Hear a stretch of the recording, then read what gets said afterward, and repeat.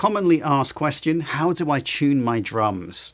If you have put together your own drum set, you are going to have to face the fact that they do need a little bit of tuning, and this becomes one of your first headaches as a hobbyist drummer is how do I tune these drums? How do I make these drums sound good? Unless of course you have an electronic drum set and you don't need to worry about it.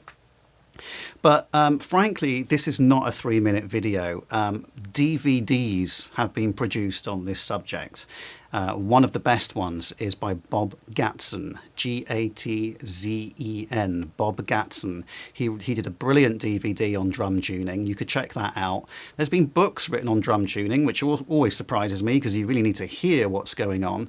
But the point I'm trying to make here is this is a skill that you learn over long period of time through trial and error. There are some basic fundamentals that I can help you with in a quick video blog, and there's also some quick practical tips I can give you. And the first one is this: if you go to the special feature videos, you will see a video on assembling a Yamaha Stage Custom Birch drum set. In that, I walk you through everything from taking off the rims of the drums, putting the drum head on the bearing edge, seating the drum head, tuning, finger tightening the tension bolts, and then using a drum key to get a basic tuning. That's all basic fundamentals that you can watch in that video. Towards the end of that video, I play the toms, I play the snare drum, I play the bass, so you can hear the pitch that you should be trying to tune to. So hopefully that will give you an idea, but this really is a big area here that you're just going to have to kind of work your way through over time. Here's the best news though. This little device here is one of the best investments that you can ever make if you're assembling your own drums. This is called a Drumdial. And the Drumdial measures the tympanic pressure of the drum head. So in other words, it measures how tight the drum head is. And it gives you a little clock reading you can see the clock face there. It gives you a little reading and a number so that you can get equal tuning over the drum. And over the years, I've been working with Drumdials probably since the early 2000s. They've been out a while now. I've learned what you need to tune your toms to, your snare drums to, your bass drums to, in terms of what number you need to get on the dial.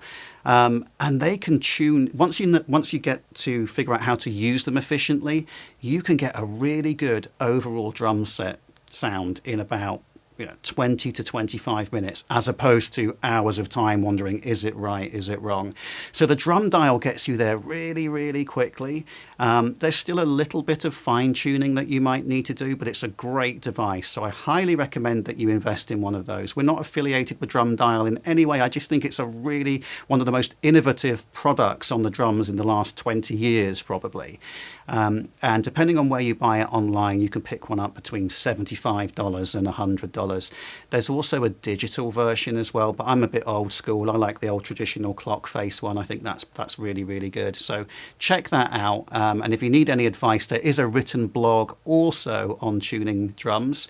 Again, I've put the link to that on the page where you saw this video. And other than that, there's things that you can do to reduce the resonance of your drums. So for example, put a pillow in your bass drum, and that'll give you a nice punchy sound.